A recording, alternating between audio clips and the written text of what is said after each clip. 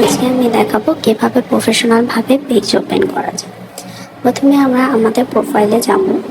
প্রোফাইলে যাওয়ার পর আমরা আমাদের প্রোফাইলের যে নিচে পেজ অপশান আছে সেখানে অনেক কিছু আছে, গ্রুপ আছে, মার্কেট প্লেস আছে, সেখানে পেজ অপশানে আমরা যাব। পেজ অপশানে গিয়ে দেন এখানে একটা